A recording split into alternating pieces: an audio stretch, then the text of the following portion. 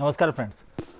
मैं जब अपने क्लिनिक पे कभी कभी बैठा होता हूँ, कई तरह के पेशेंट्स आते हैं और कई कंप्लेंट्स के साथ आते हैं। लेकिन उन सब की जो कंप्लेंट्स होती है उसमें कुछ चीज़ें कॉमन होती हैं। वो कॉमन ऐसी चीज़ें हैं, जैसे कंप्लेंट्स उनकी कैसी रहती हैं कि डॉक्टर साहब, जब हम कभी कभी पंखे के नीचे बैठे रहते हैं तो सर्दी हो जाती है, या एसी में रहते हैं तो सर्दी हो जाती है। कोई भी चीज़ खट्टा खाते हैं तो पूरे शरीर पर सूजन आने लगती है। धूल या मिट्टी की ऐसी कोई जगह पर जाते हैं तो तुरंत छींकें चालू हो जाती हैं। कुछ तरह के पॉलिस्टर या कुछ सूती कपड़े, कुछ ऐसे कपड़े पहनते हैं तो तुरंत खुजली चालू हो जाती है। तो दोस्तों, ये सब जो कॉमन कंप्लेन है वो है एलर्जी की। इन सबको ये एलर्जी वाली प्रॉब्लम है। मतलब आज हम इसी टॉपिक पे आगे बात करेंगे, लेकिन उसको बात करने से पहले मैं आपको अपना इंट्रोडक्शन देना चाहता हूँ। मैं डॉक्टर प्रवीण हूँ और आपका स्वागत करता हूँ अपने YouTube channel real world no fake में। तो दोस्तों, आज का जो टॉपिक है हमारा वो है एलर्जी को लेके। अब एलर्जी बेसिकली है क्या? तो एलर्जी जो है, the response of the immune system against the allergen is called as allergy. मतलब हमारे बॉडी का जो इम्यून सिस्टम है, जब उसमें उसके कोई भी चीज़ हमारे बॉडी में अंतर होती है तो वो जो इम्यून सिस्टम जो उसके ऊपर अटैक करता है और उसके बाद जो बॉडी के अंदर प्रभाव पैदा होता है, उसे हम एलर्जी कह सकते हैं। सीधी सादी भाषा में अगर मैं आपको समझाऊं तो जब भी कोई फॉरेन बॉडी या कोई बाहरी चीज़ हमारे शरीर में अंदर आती है तो हमारा शरीर का जो सिस्टम है वो उसको लड़ने के लिए वहाँ पर सोल्जर्स भेजता है। वो सोल्जर्स भेजने के बाद में वहाँ जो लड़ाई होती है और वो ख़त्म करने की जो प्रोसेस होती है, उसकी वजह से जो शरीर के ऊपर जो प्रभाव दिखता है वो बेसिकली एलर्जी है। फ्रेंड्स, ये वीडियो मैंने एलर्जी के ऊपर आपके लिए बनाया है, इसलिए इसको अंत तक देखें, क्योंकि अगर आप अंत तक नहीं देखते हैं तो इसमें ऐसी छोटी छोटी बातें हैं, इतनी इंपॉर्टेंट बातें हैं कि आप मिस करेंगे तो एलर्जी की कई इंपॉर्टेंट चीज़ें आप मिस कर लेंगे। ये सब कहने से पहले मैं कहना चाहता हूँ कि आप ये वीडियो अंत तक जरूर देखें, और जो लोग नए हैं इस चैनल पे वो लोग सब्सक्राइब करें, और जो लोग पुराने हैं वो लोग लाइक और शेयर करें, क्योंकि आपके लाइक और शेयर करने से एक तो मुझे मोटिवेशन मिलता है, और दूसरा कई ऐसे लोग हैं जिनको इन चीज़ों की ज़रूरत है, जिनको पता ही नहीं इसके बारे, तो उनको ये फ़ायदा होगा। तो ये नोबल कॉज के लिए मैं ये चैनल है मेरा, तो आप इस बात को ध्यान दें। तो फ्रेंड्स, एलर्जी के बारे में मैं बताने से पहले आपको बताता हूँ कि एलर्जी के टाइप्स कितने होते हैं। एलर्जी के बहुत सारे टाइप्स हैं ऐसे तो, लेकिन मेन जो टाइप है उनके बारे में हम डिस्कस करेंगे। तो एक तो एलर्जी कई बार जेनेटिक कोड में आती है, मतलब हमारे पूर्वजों में से हमें मिलती है।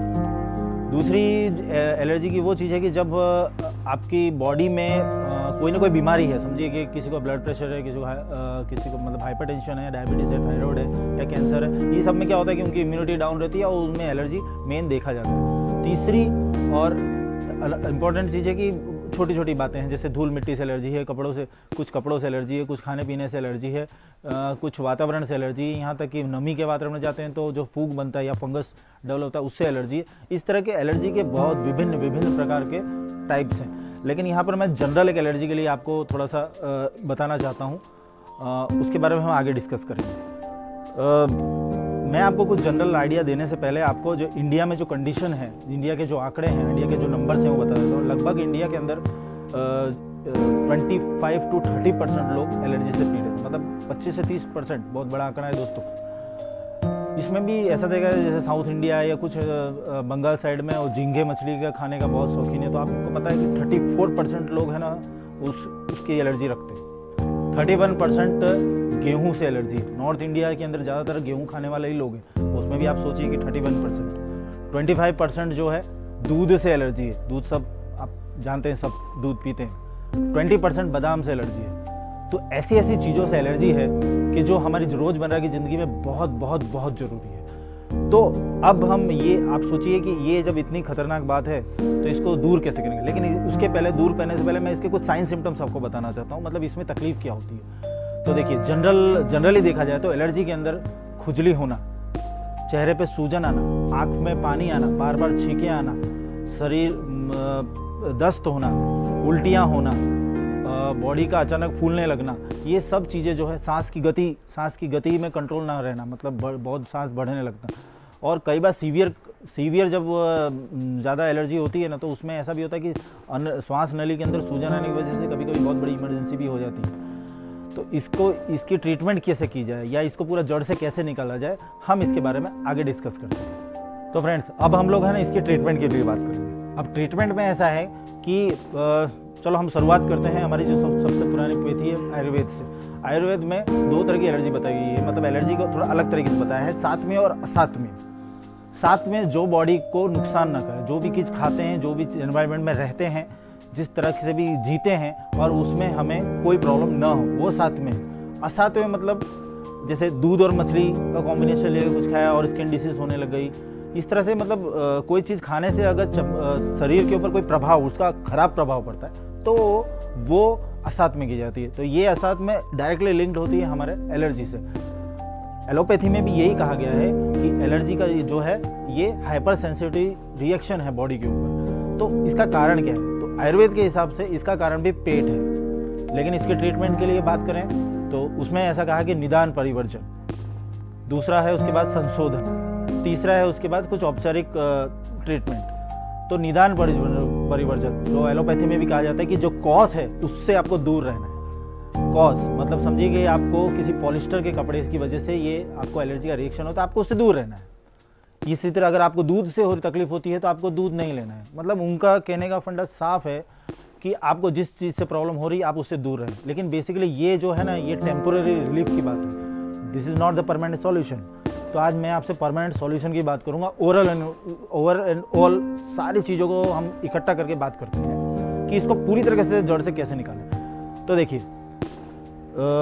एलर्जी होने का कारण आप मान लीजिए कि पेट है।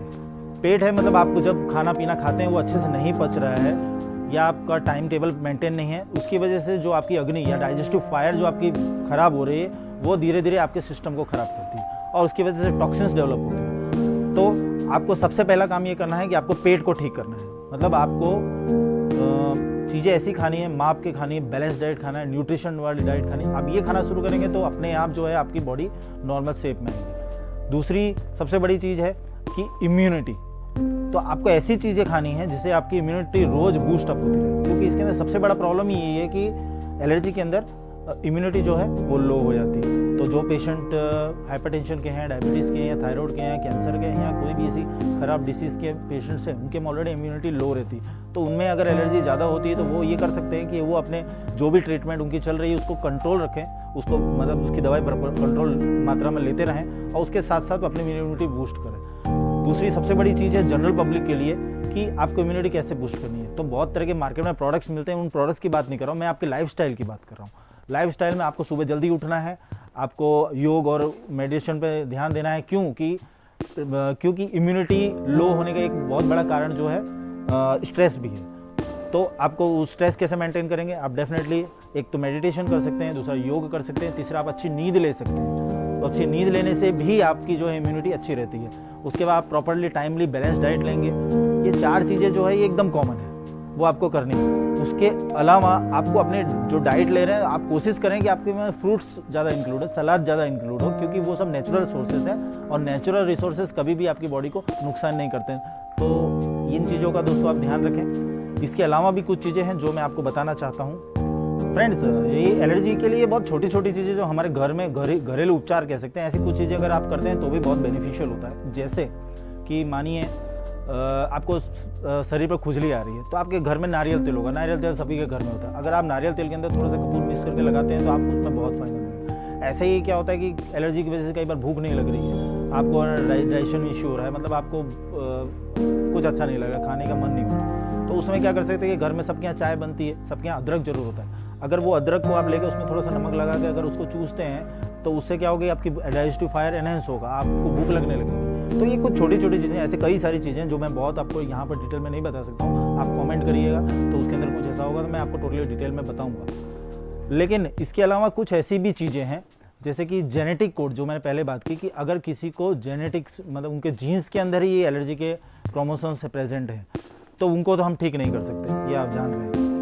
अगर उनको ठीक नहीं कर सकते, लेकिन एक चीज़ कर सकते हैं कि उनको मेंटेन रखा जाए, मतलब वो चीज़ों का जैसे मैंने निदान परिवर्जन या कॉज को दूर करने की बात की वो कर सकते हैं। लेकिन एक जनरल बात कहना चाहता हूँ कि ऐसे लोगों को अपने जो पॉकेट के अंदर क्या तो कोई पेपर या तो कुछ ऐसी चीज़ें रखनी चाहिए जिसके अंदर वो लिख सकें कि भाई इस चीज़ से एलर्जी है। तो उससे क्या होगा कि अगर कभी वो लोग रास्ते में कहीं फंस जाते हैं, कहीं मानिए कि गिर जाते हैं, कहीं बेहोश हो गए जहाँ उनको कोई नहीं जानता है, तो उनका वो पेपर उनकी लाइफ बदल सकता है। तो इस चीज़ों का आपको ध्यान रखना है। जनरली डायबिटीज़ के पेशेंट में ऐसा देखा जाता है कि उनको हाइपोग्लाइसेमिया ऐसा कुछ होता है तो वो इस तरह के कार्ड या वो कैरी करते हैं, लेकिन मैं ये कहना चाहता हूँ कि ये डेफिनेटली एलर्जी वाले पेशेंटों में भी ये होता है। और साथ में आपको कौन कौन सी दवाइयों से एलर्जी है, क्योंकि कई लोगों को आपको अपनी इम्यूनिटी बूस्ट करनी है। तीसरा है आपको स्ट्रेस लेवल कम करना है। चौथा है आपको अपने पेट के लिए परफेक्टली खाना खाना है, बैलेंस डाइट लेना है। पांचवा है आपको अच्छी सी नींद करनी है। छठी चीज़ है कि ओवरऑल आपको खुश रहना है। खुश रहने से आपके शरीर में, आपके ब्रेन में ऐसे हार्मोन्स निकलते हैं जो ये एलर्जी के हार्मोन्स, एलर्जी उत्पन्न करने वाले जो भी हार्मोन्स हैं उसको डिप्रेस करते हैं। तो आशा करता हूँ आपको ये सब बातें समझ में आई होंगी, और अगर न समझ में आई हो तो आप मुझे कमेंट बॉक्स में लिख सकते हैं। मैं डेफिनेटली बहुत खुश हूँ आपको और उसका आंसर दूंगा। लेकिन मेरे चैनल को आपको लाइक, शेयर और सब्सक्राइब करना ना भूलें,